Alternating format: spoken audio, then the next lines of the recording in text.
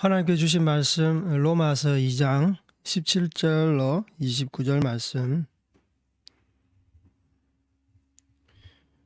로마서 2장 17절로 29절 말씀 우리 다 찾았으면 함께 봉독하시겠습니다. 시작.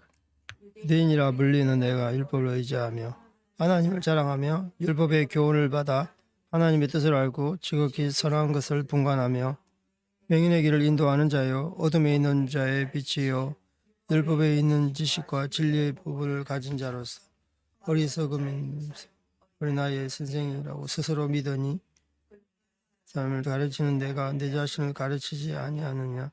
도둑질하지 말라 선포하는 내가 도둑질하지 아니하느냐. 말라 하는 내가 간음하느냐. 우상을 가증히 여기는 내가 진짜 물건을 도둑질하느냐. 율법을 자랑하는 내가 율법을 범함으로 하나님을 욕되게 하느냐. 기록된 바와 같이 하나님의 이름이 너희 때문에 이방인 중에서 모욕을 받는도다.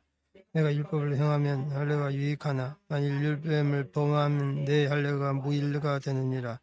그런즉 무할례가 율법의 규례를 지키며 그 무할례를 할례와 같이 여길 것이지 아니냐. 또한 본래 무할례가 율법을 온전히 지키며 율법 조금과 할례를 가지고 율법을 범하는 날 정죄하지 아니하겠느냐. 뭐로 표면적 유대인이 유대인이 아니 표면적 육신의 할례가 아니 오직 이면적 유대인이 유대인이며 할례는 마음에 할진 영에 있고 조문에 있지 아니하는 것이 그 칭찬이 사람에게서가 아니요 다만 하나님에게서니. 아멘. 잠깐 기도 제목 나누겠습니다. 국내에 들어오신 많은 외국인들이 있습니다. 제가 어제 그 외국인 국내에 들어오신 외국인 제가 이제 알고 있는 우리 선교사님과 함께 찾아뵀는데 국내에 있는 그 외국인들이 그냥 그 학업이라든지 비즈니스라든지 그 일용직 노동자 뭐 하여튼 계약직 노동자 이렇게 해서 돈을 벌고 간다든지 이제 그런 목적으로 많이 오시는데 한국에 와서 대부분 이제 제3세계 국가에서 왔기 때문에 이제 의식적인 수준도 많이 낮고 교육 수준도 낮고 또 그래서 한국에 오면서 많은 것을 느끼고 간대요. 그 문화적인 충돌이 있는 것이죠. 그런데 그 우즈베키스탄에서 오신 우리 그 현지인 그리스도인이 기도 제목을 내는데 그런 분들이 단지 학업이나 이런 비즈니스 그런 데 돈을 목적으로 오지만 국내에 와서 그리스도 공동체에서 복음을 듣고 신앙생활 하다가 가면 본국에 가서도 그 그리스도인으로 살 수 있다 그러시면서 자기도 이 한국에 나온 것은 단지 자기가 잘 먹고 잘 살고 뭐 돈을 벌고 가족 부양하고 이런 측면이 아니라 100% 이런 측면이 아니라 교회 공동체 가운데 이제 경제적인 자립이 많이 어렵다고 그래요.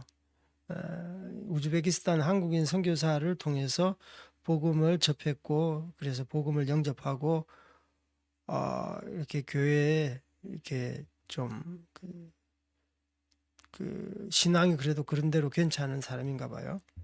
그래서 한국에 와서 이제 그런 이제 사명을 띠고 한국에 와서 무역 회사를 설립해서 한국에 있는 화장품이라든지 생활용품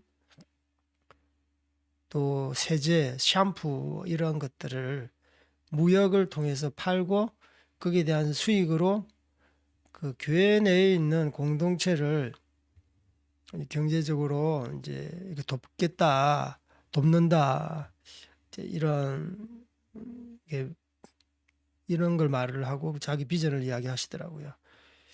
그래서 이제 그 우즈베키스탄 중앙아시아에서 오신 분들이 저희들 생각으로는 이제 이슬람이잖아요. 이슬람 하면 자기네들끼리 이제 종교 이슬람 공동체 하면 umma라고 굉장히 끈끈한데 너희들이 이제 형제 자매 상관없이 그 종교 공동체라서 이렇게 서로 돈독하지 않느냐, 공동체 관계가 좋지 않느냐, 그렇게 제가 질문했더니 실제로는 그렇지 않대요. 자기들끼리 경쟁하고 자기들끼리 불신하고 잘 믿지 못한다고 그래요. 그 비유적으로 자기들은 중국 분들은 오면 이렇게 몰라도 직접 이렇게 주도적으로 찾아가서 이렇게 커뮤니티에 공동체에 들어오라 그러고 그 있는 거 없는 거 이렇게 서로 이제 도움이 되는 것 그렇게 나누고 그러는데 이 중앙아시아 이슬람 믿는 사람들은 그렇지 않다고 그 보기에는 굉장히 서로 잘 이렇게 친목할 것 같지만 그렇지 않다고 그러면서 많지만 한 사람 한 사람 모래알이다라고 하면서 이들에게 오히려 이것이 기회다. 각계 전투로 복음을 전하고 그들은 이제 이슬람 문화권이라서 이제 복음을 접할 기회가 적고 복음을 전하더라도 이제 그런 이슬람 문화 속에서 복음이 악한 영의 그 방해 가운데 있기 때문에 쉽지 않다. 그런데 한국이라는 이러한 자유스러운 문화 가운데서 이 복음을 전하고 또 자기 공동체끼리 끈끈하지 않기 때문에 개인적으로 따뜻하게 접근하면 복음을 잘 전할 수 있다. 또 사람들이 많이 두려워하고 외로워한다. 그래서 먼저 이렇게 접근해서 친구로 삼고 필요를 이렇게 도와주고 한다면 참 이렇게 복음 전파에 있어서 효과적이다라고 말을 하더라고요. 그래서 정말 우리가 이렇게 좀 많이 등한히 했구나. 국내에 계신 특별히 이슬람을 믿고 있는 이런 중앙아시아의 그런 사람들을 우리가 열심을 가지고 먼저 마음을 열고 그들 가운데 접근해서 복음을 전거해야 되겠다라는 생각을 해봅니다. 그래서 코로나 때문에 무역이 쉽지 않대요. 비행기 편에 이렇게 많이 이렇게 끊어져 가지고 비행기 편이 이제 열려야지. 지금은 제3국을 이렇게 해서 이렇게 비행기 편이 없으니까 그래서 코로나가 빨리 종식되면 이렇게 더 무역이 활성화되겠다. 일단 그래서 한국 제품이 워낙 이렇게 인기가 있다 보니까 우즈베키스탄에 보랭이만 보내면 잘 팔린답니다. 그래서 예, 그런 이야기를 하시더라고요. 그래서 일단 우리는 이제 복음 전파를 통해서 그들의 생각과 사고를 가치관을 바꿔야 되기 때문에 국내에 있는 이 외국인들, 특별히 무슬림들, 중앙아시아 이민족 사람들을 적극적으로 우리가 전략을 짜서 공략해야 되겠다라는 생각과 함께 기도로서 그들을 또 이렇게 섬겨야 되겠다라는 생각을 해봅니다. 여러분 많이 이제 기도해 주시고, 국내에 들어온 외국인들이 꽤 많잖아요. 그 10명 중에서 2명 정도는 외국인이라고 그러잖아요.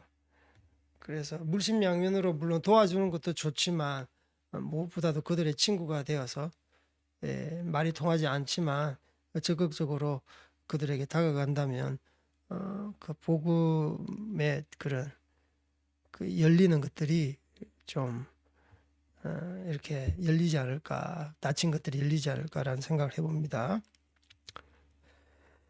그리고 또 계속 그 현장을 위해서 기도해 주십시오. 저희들이 섬기고 있는 그 시나이 짜호이 시내교회가 지금 그 겨울 수련회를 앞두고 있습니다. 31일부터 한다고 그러는데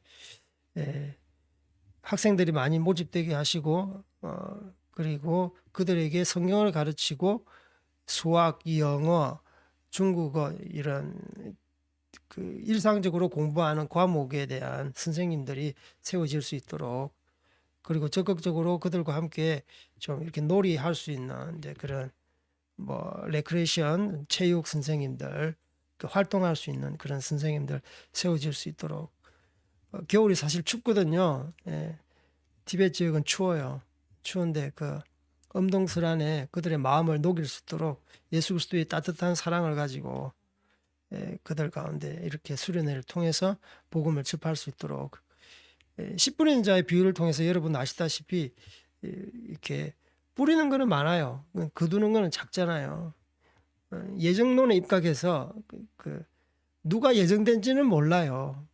하나님께서 예정해 주셨기 때문에. 하지만 우리는 모르기 때문에 우리는 하나님께서 이렇게 이게 그것이 뭐 땅바닥이든지 길가든지 가시밭이든지 돌짝밭이든지 그리고 옥토인지는 모르지만 우리가 이 씨 뿌리는 자의 역할, 우리의 사명은 감당해야 되리라 생각됩니다. 그래서 티벳 가운데 많은 복음의 씨앗이 뿌려지고 또 하나님께서 이렇게 세우신 영혼들에게는 그 영혼을 통해서 30배, 60배, 100배의 열매가 거쳐질 줄 믿습니다. 그래서 믿음으로 여러분 기도해 주시고 믿음으로 이 티벳을 위해서 정말 하나님 앞에 섬기시는 여러분들 다 되기를 주님의 이름으로 축복합니다. 오늘 로마서 2장 17절부터 29절 말씀은 유대인과 율법에 관련된 말씀입니다. 그 유대인들은 할례받은 하나님의 민족, 하나님께서 특별하게 지명해서 이제 선택된 선민이라고 그러잖아요. 그래서 유대인들은 철저하게 다른 민족과 구별되어 있습니다. 우리가 구약을 쭉 보면 알다시피 하나님께서 이 백성은 구별된 민족이다, 거룩한 민족이다. 그래서 그들의 어떤 먹는 것, 입는 것, 생각하는 것, 또 이 신앙하는 것이 다 이방 민족과 완전히 다릅니다. 저번에도 말씀드렸던 것처럼 하나님은 이 거룩한 자를 통해서 하나님의 그 거룩이 나타내지기를 원하는 거예요. 모세가 이스라엘 백성을 이끌고 광야 가운데 있을 때 물이 없어서 목말라 죽겠습니다. 우리에게 물을 주십시오 했을 때 이 모세가 하나님의 명을 받들고 반석을 지팡이로 2번 쳐서 반석이 쪼개지면서 하나님께서 허락하신 생수가 터져 나오잖아요. 그런데 하나님께서 이 모세에 대해서 실망을 하시는데, 너는 나의 말씀을 잘 받들지 않고 너의 혈기와 너의 의, 하나님의 그 말씀을 거역한 불순종으로 인해서 너는 너의 그런 그 의로 했다라는 것이죠. 그래서 그 반석에서 물론 그들의 목마른 목을 축였지만 하나님께서 분명하게 말해요. 나는 너를 통해서 거룩한 하나님이 이렇게 나타내지기를 원했는데 너를 통해서 하나님께서 거룩한 영이 나타내지지 않았다고 책망을 합니다. 그래서 철저하게 이스라엘 백성, 그러니까 영적인 이스라엘 백성, 하나님의 백성은 하나님의 그 거룩한 백성이고 하나님의 백성을 통해서 거룩한 영이 드러나기를 원하는 거예요. 거룩한 영이 우리가 눈으로 이렇게 우리의 마음으로 세상 사람들의 어떤 생각으로 현현 되어지기를 원하는 마음이 있는 것입니다. 그런데 그게 이제 우리의 잘못된 우리의 교만과 자기의 어떤 하나님의 불순종으로 인해서 이렇게 하면 하나님의 그 거룩성이 가려지는 거예요. 그래서 하나님은 철저하게 유대인들, 선민을 통해서 하나님의 거룩성이 드러나기를 원하고 영광 받으시기를 원하는 것입니다. 그런데 이 유대인들이 자기 유대인들의 그런 생각이 굉장히 종교적인 생각으로 갇혀 있고, 그래서 자기들이 의인으로 생각해서 이분법적으로 생각하고, 그래서 정죄하게 되고 사람을 판단하게 되는 그러한 그들의 생각이 있는 거예요. 그리고 또 그들의 실제 그런 모습들, 또 결과적으로 하나님을 욕되게 하는 것들, 그리고 그 뒤에 내용에는 이제 유대인들이 가장 자랑스럽게 생각하는 할례에 대해서도 하나님 이 사도 바울 선생님께서 일침을 가하고, 오직 이민족 유대인이 유대인이다. 할례는 마음에 해야 된다라고 해요. 영에 있고 조문에 있지 않다라고 분명히 말씀하고 있습니다. 그래서 이 칭찬은 사람에게서 나는 것이 아니요 다만 하나님에게서니라. 그 육체적인 할례는 이 표면적이다. 진정한 할례는 마음의 할례를 해야 된다라고 말을 하는 것이죠. 그래서 이제 전체적인 내용이 이렇고요.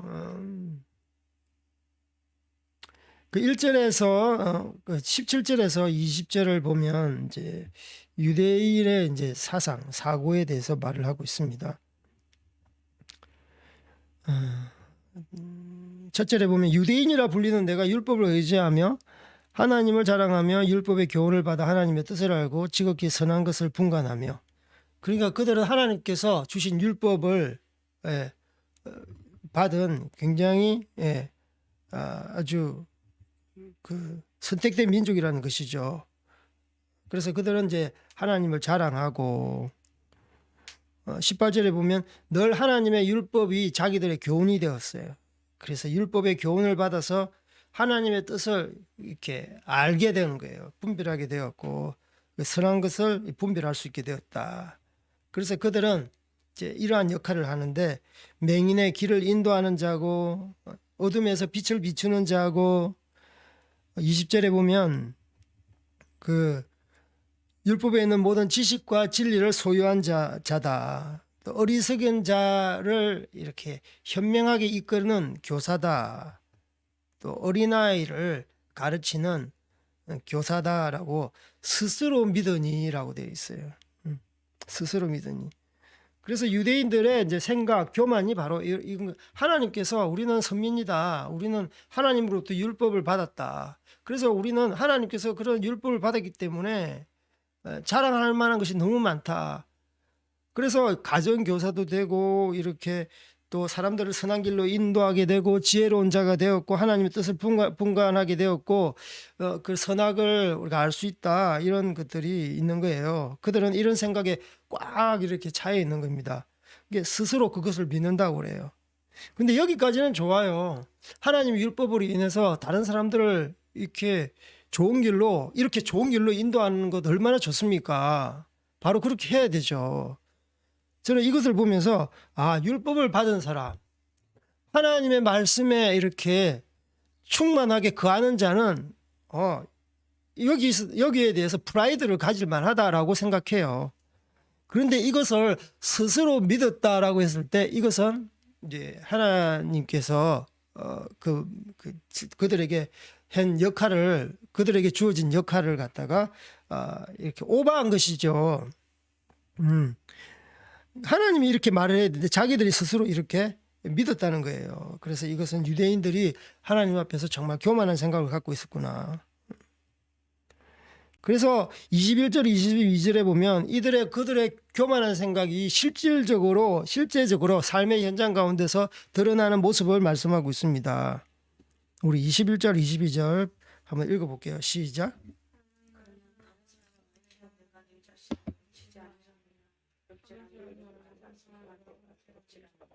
간음하지 말라 말하는 내가 간음하느냐? 우상을 가증히 여기는 내가 신전 물건을 도둑질하느냐? 이게 바로 유대인들이 외식하는 죄예요. 예수님도 바리새인들과 서기관들에게 앞에 항상 수식어가 외식하는 자. 이 자기들 행동하고 이 속 마음이 다른 거예요. 외식한다. 그래서 이분들은 그래요. 자기들은 이런 선생이다. 가르치는 선생이고 하나님 뜻을 분별하고 선악을 분별한다. 그러나 그들은 도둑질하지 말라고 선포하는데 가르치는데 내가 도둑질을 하느냐? 도둑질하고 있다는 말입니다. 유대인들이. 간음하지 말라고 하는데 그들은 간음하고 있는 거예요. 우상을 가정에 여기지 말라 그랬는데 신전 물건을 도둑질한다. 예. 다른 신전의 물건에 대해서 숭배한다는 그런 의미입니다. 그러니까 말과 행동이 다른 거예요. 언행일치가 안 되는 겁니다. 이게 바로 유대인들이 하나님 앞에 책망받아야 될 엄청난 큰 죄악이라는 것입니다. 이것은 자연법에서도 우리가 알 수 있습니다. 언행일치가 안 되는 사람은 이 세상 사람들도 멀리합니다. 신뢰하지 못합니다. 저번에도 제가 말씀드렸던 것처럼 옆에서 길을 가다가 제가 들었는데 어떤 중년의 두 부인 부녀자 같아요. 절친한 친구가 있었는데 이제는 둘이 이야기 절친한 친구가 있는가 봐요. 이제는 나 그 애 못 믿겠다. 예, A, B가 이야기하는데 절친한 친구 C에 대해서 이야기해요. 나는 C, 그 절친한 친구에 대해서 이제는 못 믿겠다. 왜 못 믿겠냐 그랬더니 돈을 빌려갔는데 갚지를 않는 거예요. 몇 날 며칠 언제 꼭 갚겠다고 했는데 갚지를 않는다. 나 이 C, 이 친구 절교하겠다 못 믿겠다 그러는 거예요. 예. 친구끼리도 약속에 대해서 지키지 않으면 서로 친구 사이가 금이 가는 겁니다. 그래서 친구들끼리도 오래 가는 친구는 그래도 서로 물론 약점이 있지만 은행 일치가 되는 친구들이 서로 이제 좀 오래 가는 친구가 되는 것이죠. 똑같이 하나님을 믿는 신앙 또한 마찬가지인 것 같아요. 우리가 거룩한 백성으로서 물론 완전하게 살 수는 없지만 그분 앞에서 이 자기 육신을 쳐가면서 처절하리만큼 노력하는 자는 하나님께서 기뻐하시는 거예요. 기뻐하시는 거예요. 하지만 이런 유대인들, 예수님께서 책망한 서기관과 바리새인들은 사실 이 백성들을 리더하는 종교 지도자입니다. 그 리더 자격인데 그 앞에서 그들은 말만 하고 행동은 다르다. 그것도 막 도둑질 하지 말라고 하는데 도둑질을 하고 간음질 하지 말라고 그러는데 간음하고 또 더 큰 죄는 우상 숭배를 한다는 거예요. 우상 숭배. 하나님만이 유일하신 하나님인데 그들은 하나님만이 유일하심을 말로는 하지만 행위로는 우상 숭배하고 있다. 그러니까 이렇게 그들은 죄악을 하나님 앞에 쌓고 있는 것입니다.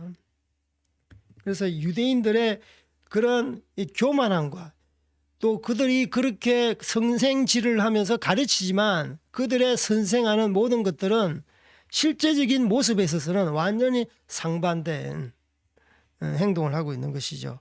그래서 결과적으로 23절에는 이렇게 나옵니다. 23절. 결과적으로 우리 읽어보겠습니다. 시작. 율법을 자랑하는 내가 율법을 범함으로 하나님을 욕되게 하느냐? 예.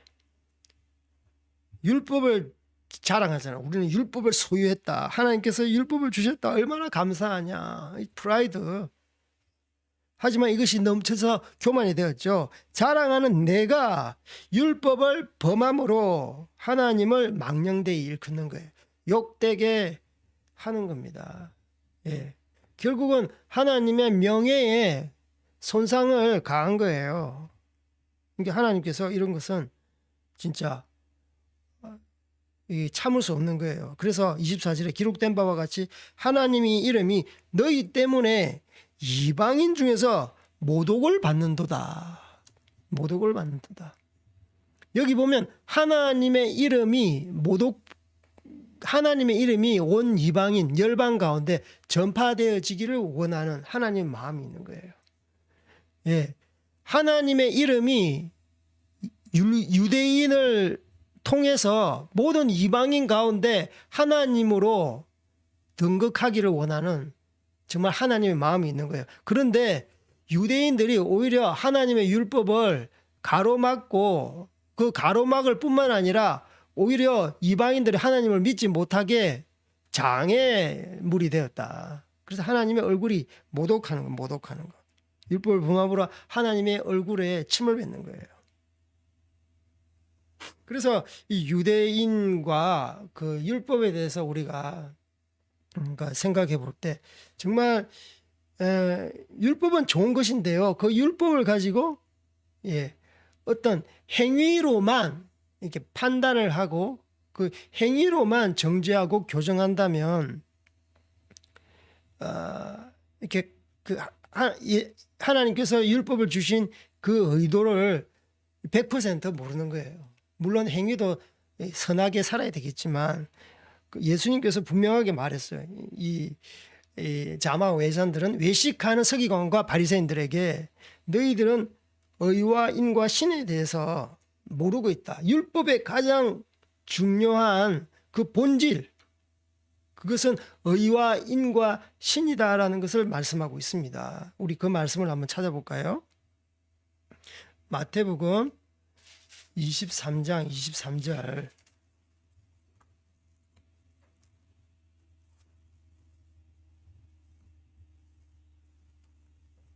마태복음 23장 23절. 시작. 화 있을진저 외식하는 서기관들과 바리새인들이여, 너희가 박하와 회양과 근처에 11조는 들이되 율법에 더 중한 바 정의와 긍휼과 믿음은 저버렸도다. 그러나 이것도 행하고 저것도 버리지 말아야 할지니라. 아멘. 예수님께서 따끔하게 이 종교적으로 외식하는 서기관들과 바리새인들에게 앞에 분명하게 너희들은 외식한다. 겉과 속이 왜 이렇게 다르냐? 이렇게 책망하시면서 하는 말. 너희들은 11조를 그렇게 잘 드리네. 회향과 박하와 근처에 각 이렇게 그 품목별로 이렇게 디테일하게 잘 드리는 거예요.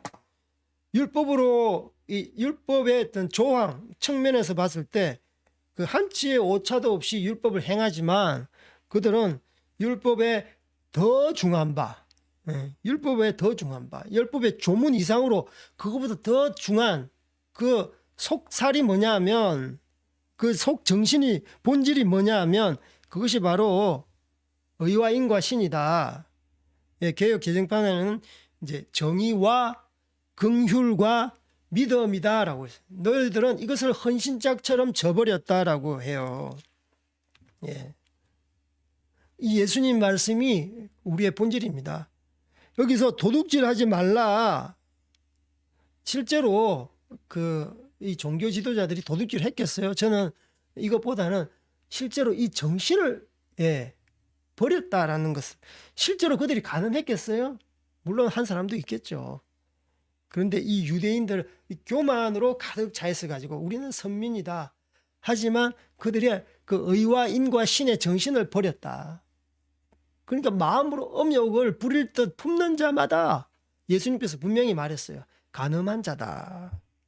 그리고 우상 숭배, 실제로 그들이 이 종교적으로 유대교 종교적으로 어떤 율법 조문을 가르치는데 그들이 우상 숭배 했겠습니까? 안 했습니다. 겉으로는. 그런데 그 마음으로는 이렇게 하나님을 유일신으로 받들지 않고 그 마음 가운데 우상 숭배가 가득했다는 거예요. 그래서 지금 또한 유대인만 우리가 손가락질하는 것이 아니라 지금 또한 우리 교회 내에 이러한 우상 숭배하고 간음하고 도적질하고 이러한 현상들이 많다는 것입니다. 그래서 의와 인과 신은 너희가 버렸도다. 풀어서 설명하면 정의와 긍휼과 믿음은 버렸도다. 그 요즘 최근에 이제 한국 교회가 많이 욕을 먹고 있습니다. 예, 뭐 개독교 이런 말은 옛날부터 많이 나왔어요.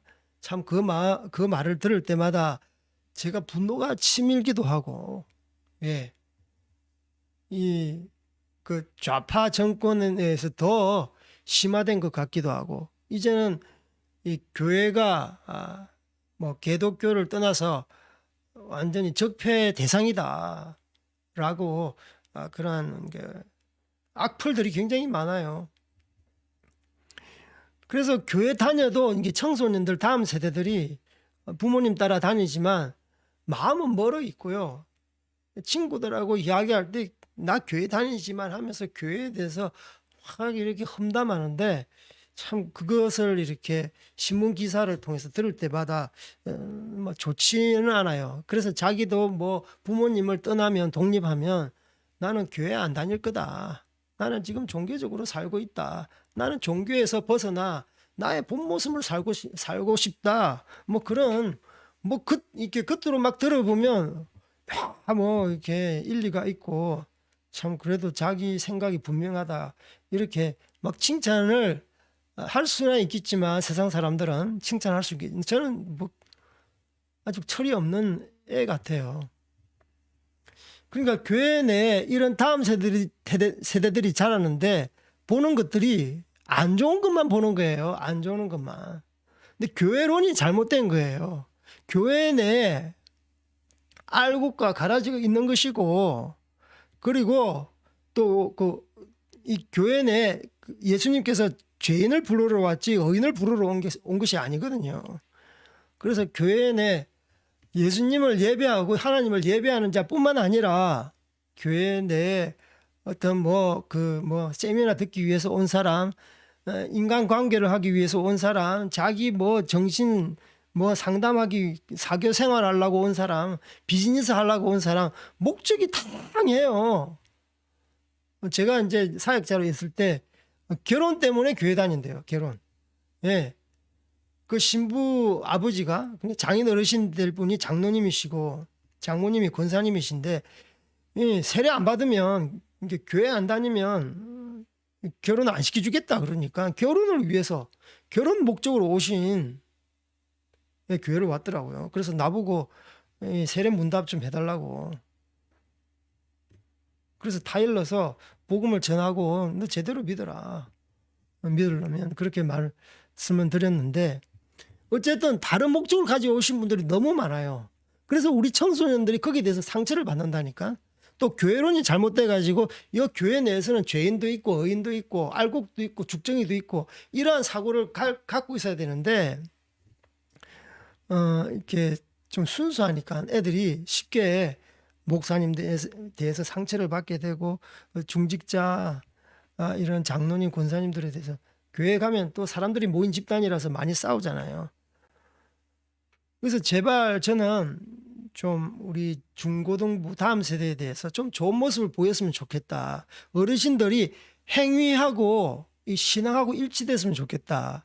그리고 이 다음 세대들에게 교회 원래의 본 모습이 무엇인지 또 교회가 우리가 추구해야 될 방향이 무엇인지 사실 청소년들, 이 초등학생들 알만한 건 다 알거든요. 설교를 들을 때도 주일학교 따로 중고등부 따로 대예배 따로 하다 보면은 그 수준에 따라서 말씀을 갖다가 굉장히 좀 다르게 전해요. 실제로 우리 자라나는 어린애들은 똑같이 성인 예배 드릴 때 이 설교도 다 섭득이 가능합니다. 예. 그 용어가 어려우면 부모가 옆에서 가르치면 되는 거 아니겠습니까? 꼭 그 수준으로 유치하게 그렇게 예배를 드려야 되겠어요? 청소년들에게 말씀은 조금 하고 세상 돌아가는 연예인들 막 이야기하고 그렇게 설교를 해야 되겠어요? 저는 그런 측면에서 예배를 드리면서 애들이 이게 종교인지 기독교인지 이게 세상 사람들 좋은 말 하는 건지 정말 하나님 말씀을 선포하는 건지 분간이 안 가는 거예요. 그래서 애들이 정말 교회의 본 모습, 교회론에 대해서도 제대로 설명을 못 하는 겁니다. 그래서 그것 때문에 애들이 교회 상처를 받고 다음 세대들이 많이 떠나는 거예요. 그래서 아예 저는 예배를 통합해서 함께 기성 예배하는 이제 틀을 벗어버리고 그냥 전 성도 함께 예배 드리는 거예요. 그러니까 2부 순서는 뭐 함께 이렇게 공동체적으로 커뮤니티별로 이렇게 모이면 되겠지만 일단 대예배는 함께 드리는 것이다. 그게 오히려 성경적인 것이다. 모세가 이스라엘 백성을 갖다가 출애굽했을 때 그들에게 공동체별로 나이별로 세대별로 나누지 않았습니다. 그냥 가족, 그 지파별로 앉혀서 그냥 설교를 하고 말씀을 이렇게 선포를 한 거예요. 예. 이 말씀은 절대 어려운 것이 아닙니다. 말씀은 선포예요. 그 말씀을 믿고 받드는 것이에요. 그걸 굳이 이렇게 세대별로 나누어서 할 필요가 없는 것입니다.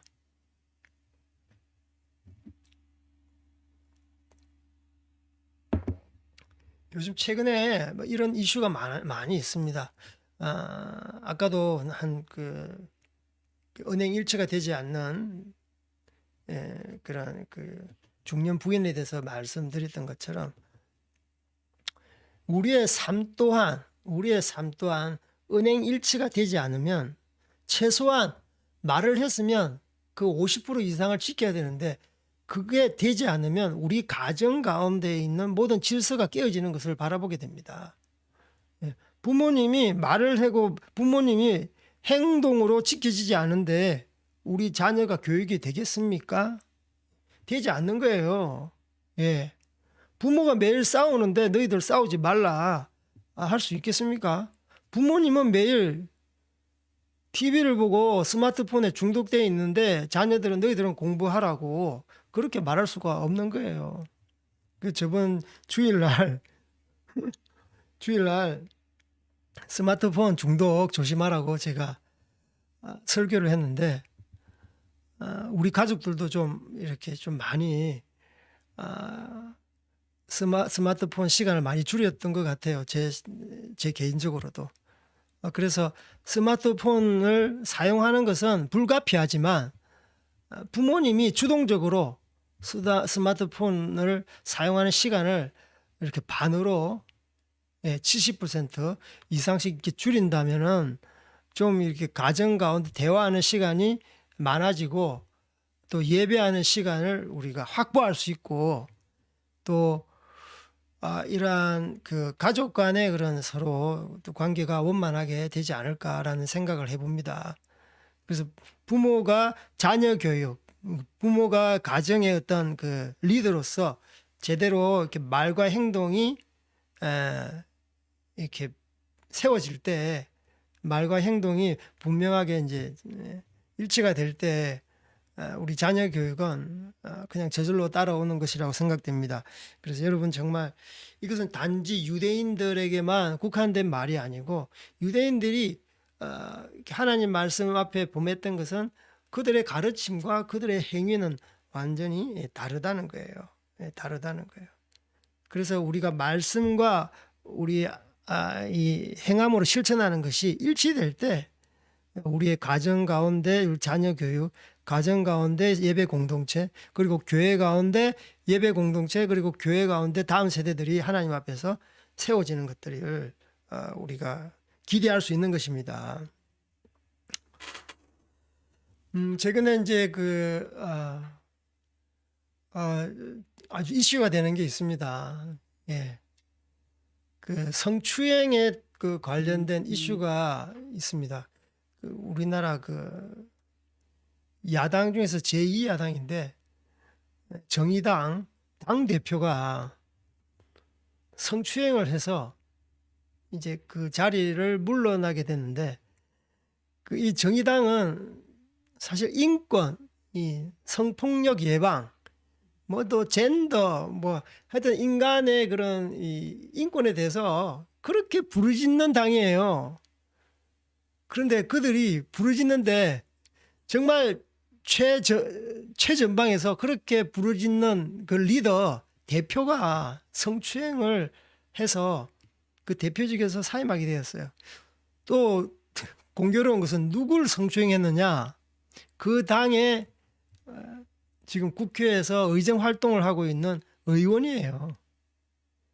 그러니까 리더십이 썩은 거예요. 썩은 거예요. 그들은 겉으로는 성에 대해서 그렇게 인권을 부르짖지만 결국은 그들은 그런 성을 범하고 또 그들의 리더들끼리 성추행을 일삼고 그렇게 했던 거예요. 민주당보다는 훨씬 낫죠. 민주당은 뭐 박원순 시장이 이 성추행 그 비위로 인해서 조사받다가 자살했잖아요. 그런데 뭐 서울 그 시정이 앞다투어서 크게 장례식 조문하게 하고 그리고 또 어떻게 했습니까?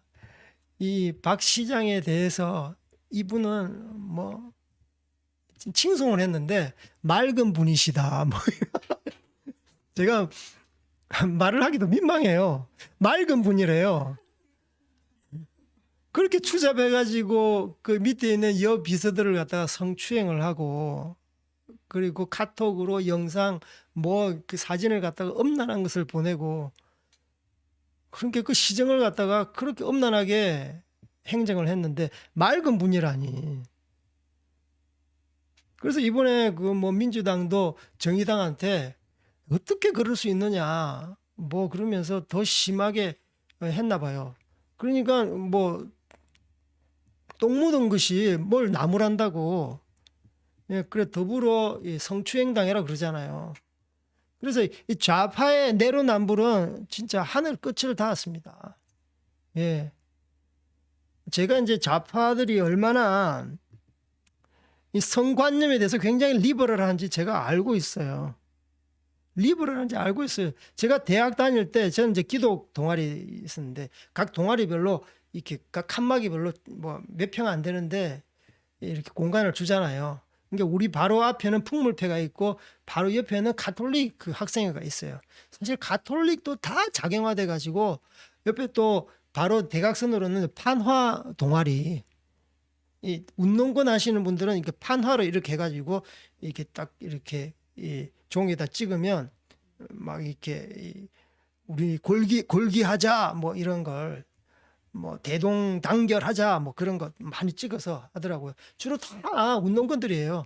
같이 이렇게 MT 가면요 이야기 듣는데 술 마시고 떡이 돼가지고 같이 혼숙을 하면서 있었던 이야기를 갖다가 말을 하면 입에 담지 못할 정도로 그렇게 해요. 예, 진짜 뭐 필름이 끊긴다 그러잖아요. 그래서 자고 나면 옆에 소주, 맥주 그 박스가 막 이렇게 키처럼 쌓여요. 그 부어라 마셔라. 결국 뭐 합니까? 결국은 엄난 짓거리 하는 거예요. 물론 이렇게 마르크스 레닌 공산주의 사상도 가르치죠.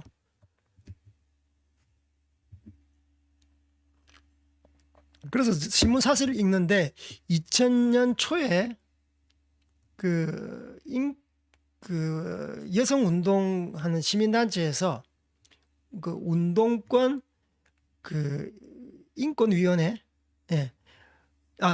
운동권 성폭력 방지위원회 가칭이 아닙니다. 그게 거의 맞을 거예요. 그걸 해가지고 운동권 내에 시민단체 운동권이 많잖아요. 운동권 내 학생 운동권 내에 이 엄난 성폭력을 퇴치하자. 그러니까 자기들의 어떤 그 아킬레스건을 아는 거예요.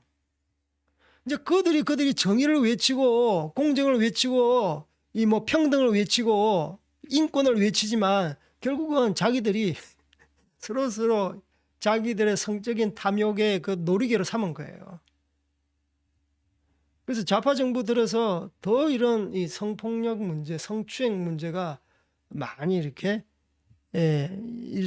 일삼아지잖아요. 이게 바로 이 좌파 운동권의 내로남불이 곧 유대인들의 내로남불이에요. 자기들은 말로 이렇게 우리는 율법을 소유한 아주 선민이다. 그 프라이드를 갖고 있는데 스스로 믿으니 하나님이 인정해 줘야 되는데 자기 스스로 믿은 거예요. 우리는 이렇게 하나님으로부터 사랑받는 민족이다. 그러나 하나님은 분명하게 이야기합니다. 예수님은 분명하게 이야기합니다. 너는 그 가르침 가운데, 율법의 행위 가운데 의가 없다. 인이 없다. 신이 없다. 내 이름을 망령되이 했다. 너희를 통해서 이방 가운데 복음이 증거되어져야 되는데 너희들이 이방 가운데 복음이 증거되지 못하도록 복음을 막고 내 얼굴을 더럽혔다. 내 얼굴을 모독했다. 야 이놈들아 이렇게 야단치는 겁니다. 그래서 이것은 단지 유대인들의 그런 종교가 화석화된 그들의 어떤 신앙의 나쁜 측면만 말하는 것이 아니고요. 지금 이 세상 가운데서도 이렇게 하는 사람들은 손가락질을 하고 책망을 하는 거예요. 운동권이든 정치권이든 그리고 일반적인 사람 관계에 있어서도 은행일치가 되지 않는 것, 그리고 교회 내에서 또 가정, 믿음을 가진 신앙 공동체의 가정 가운데서도 부모님이 어떤 리더십을 가지고 은행일치가 안 되면은 가정교육이 안 되는 거예요. 아빠가 말을 하는데 자식이 아빠도 그렇게 했잖아. 그렇게 하면 아빠 할 말이 없어지는 거예요. 아빠 엄마 맨날 말하는데 맨날 TV 보고 스마트폰 목매고 그렇게 하면 자녀들이 중독에 빠질 수밖에 없는 것이에요. 교회 또한 마찬가지예요. 목사님들의 가르침과 행동이 일치가 되지 않고 장로님들도 중직자들이 가르침과 행위가 일치가 되지 않은데 교회가 건강한 교회로 공동체로 서겠습니까? 절대 그렇게 될 수가 없는 것입니다. 그래서 여러분 정말 주 안에서 은행 일치하시고 믿음과 행함이 일치되는 여러분들 되기를 주님의 이름으로 축복합니다. 우리 마태복음 5장 19절 한번 보겠습니다.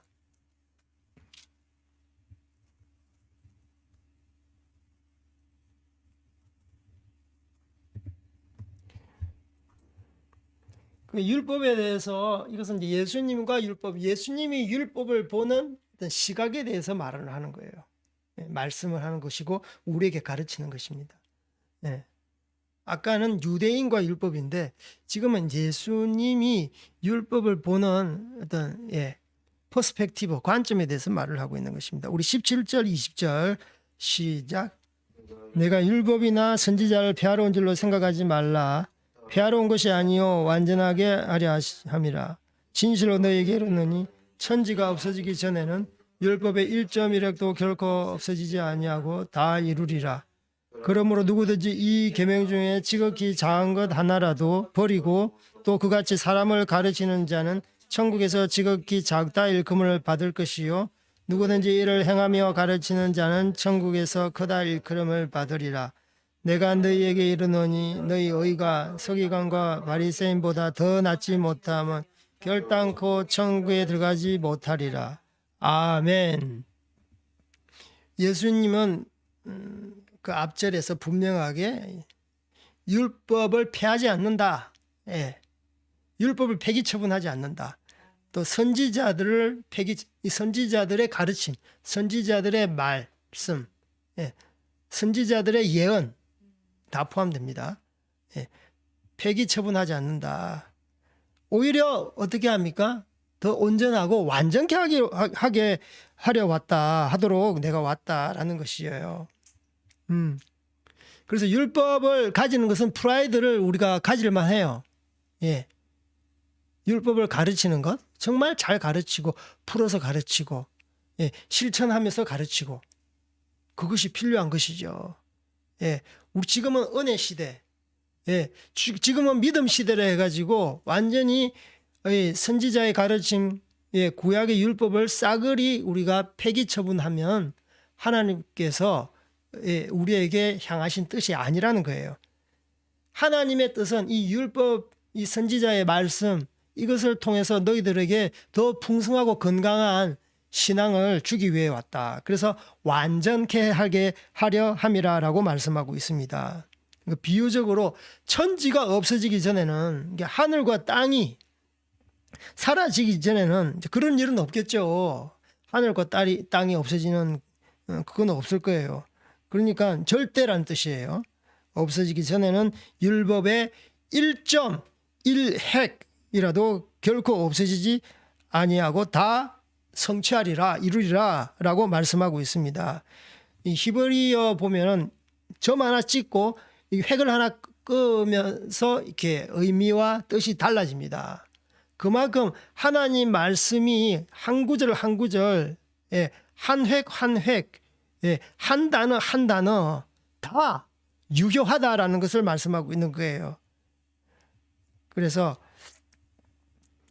19절에 보면 이제 그래서 지극히 작은 것 하나라도 버리고, 율법 중에서도 이렇게 중한 것이 있고, 중하지 않은 것이 있고, 이제 자기 생각에 이것은 중하고 이것은 뭐 덜 중하고 이렇게 생각하는 것이죠. 그래서 덜 중한 것은 지극히 작은 것은 이제 버려버리는 것.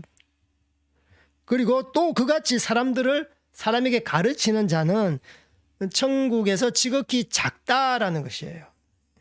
그리고 누구든지 행하며 가르치는 자, 그러니까 은행일치 이거죠. 은행일치 하는 자, 가르치는 자는 천국에서 크다 일컬음을 받으리라 라고 예수님께서, 이 사도도 아니고 예수님께서 직접 이 말씀을 하셨어요. 아멘.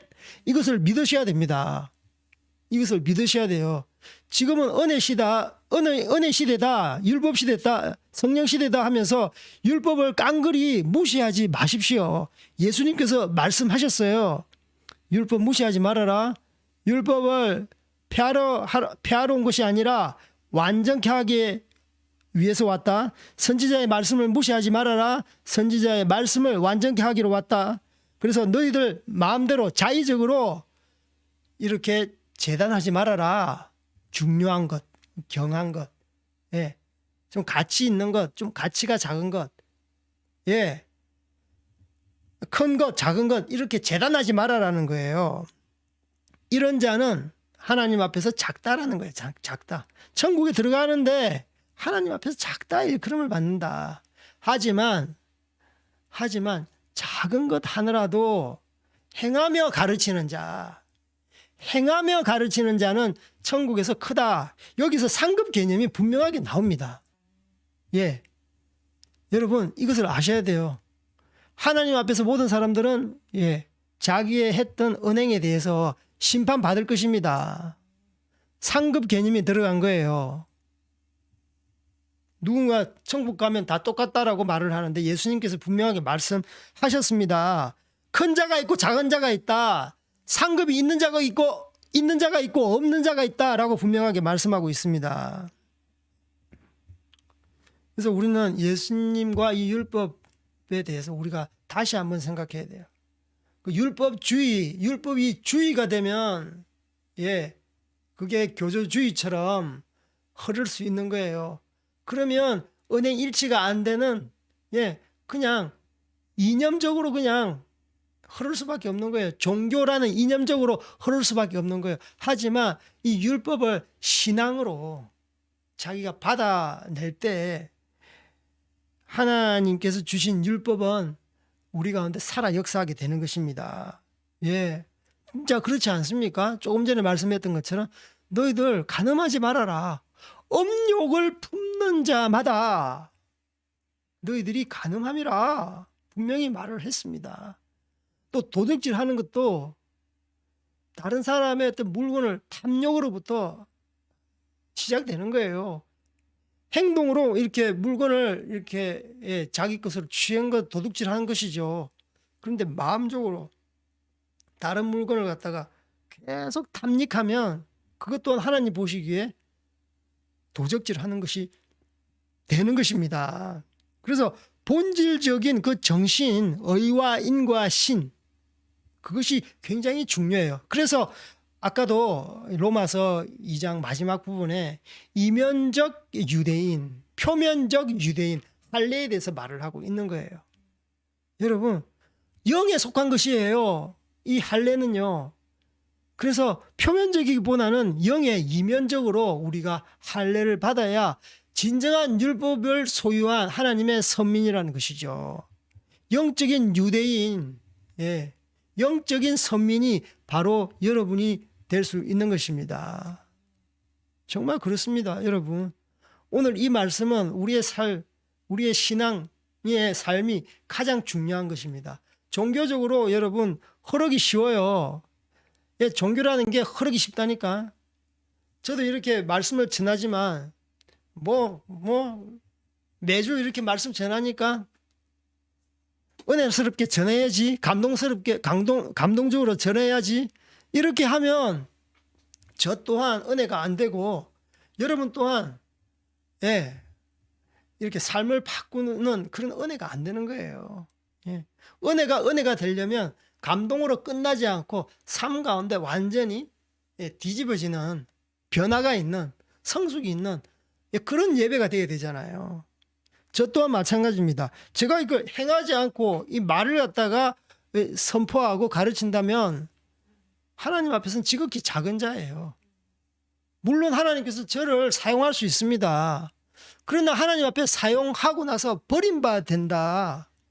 사도 바울은 늘 그랬어요. 내가 복음을 전하면서 좀 복음에 참여하기를 원한다. 예, 버림받을까 두려워함이라. 예, 저번 주에 우리 같이 말씀 나눴잖아요. 사도 바울이 복음에 완전히 헌신되어 있는데 복음을 전할수록 내 가운데 복음이 살아 역동하는 생명력이 있는 복음의 사도가 되기를 좋겠다. 내가 복음을 전함으로 인해서 내가 버림받지 않고 내가 구원받는 백성이 됐으면 좋겠다. 바로 이거예요. 사역자들, 특별히 중직자들 유념해 주셔야 돼요. 예, 다른 사람을 가르치는 위치, 리더하는 위치 더 중요합니다.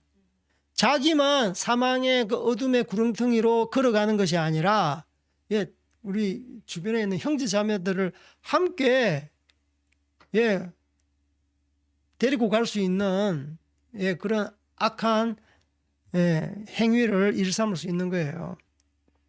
그래서 오늘 이 말씀은 정말 우리가 무늬만 그리스도인이 아니라 진짜 표면적 그리스도인이 아니라 진짜로 이면적인 그리스도인으로 하나님께서 우리를 통해서 정말 역사하는 이제 그런 그리스도인으로 우리가 살아야 되겠습니다.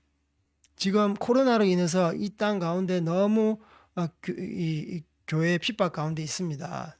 예. 일면 믿지 않는 세상 사람들이 교회를 핍박하는 것 일면 타당한 면이 없지 않아 있습니다. 교회가 너무 이 자본주의로 인해서 타락되어 있습니다. 예. 이 사회를 정화할 수 있는 그런 능력이 사실 교회에 있는데 교회가 너무 세상과 짝하고 그렇게 타협해서 걸어왔던 잘못된 면은 없지 않아 있습니다. 이럴 때일수록 우리가 이 땅 가운데서 좀 이 표면적 그리스도인이 아니라 이면적 그리스도인으로 은행을 일체하는 그런 그리스도인으로 타의 모범이 되었으면 좋겠습니다. 여러분, 그래서 주님 안에서 정말 칭찬받는, 우리가 세상 사람들의 어떤 이목에 의하지 아니하고 이목에 따라서 우리가 좌지우지 되지 않고 하나님 앞에서 바로 서면 세상 사람들이 칭찬을 해도, 세상 사람들이 질타를 해도 거기에 우리가 이 부하내동하지 않고 정말 중심을 가지고 살아갈 수 있으리라 생각됩니다. 여러분, 그래서 하나님 앞에서 정말 승리하는 삶을 살기를 원합니다. 우리 함께 기도할 때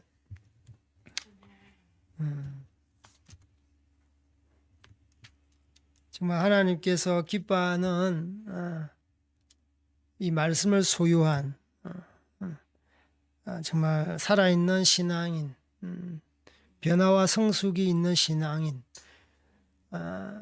신행일치, 은행일치하는 신앙인이 되기를 원합니다. 우리 그렇게 이것을 위해서 주님 부르짖고 기도하시겠습니다. 주여, 주여, 주여. 하나님 아버지, 정말 우리 귀한 로마서 말씀처럼 유대인들이 아버지 정말 그들이 선한 일을 하고 선한 가르침을 하지만 이 하나님 보시기에는 그들은 외식하는 자요, 그들은 하나님의 얼굴을 욕되게 하는 자고 이방인들에게 복음이 전거되지 못하게 하는 장애물에 불과한 것을 말씀해 주셔서 감사합니다. 너희들이 프라이드를 가지고 있는 것은 좋은데 스스로 믿어서 스스로 자기를 신뢰하고 믿고 교만한 영에 사로잡혀 있는 이들을 보게 됩니다. 전에 아버지, 우리가 이 유대인과 같이 외식하는 자 되지 않게 하여 주시옵소서. 외식하는 자 되지 않게 하여 주시옵시고 의와 인과 신에 대해서 아버지 정의와 긍휼과 믿음에 대해서 우리가 다시 한번 생각하고 이 땅 가운데서 살아가는 저희들 되게 하여 주시기를 원합니다. 아버지여 함께하여 주십시오. 아버지여 함께하여 주십시오.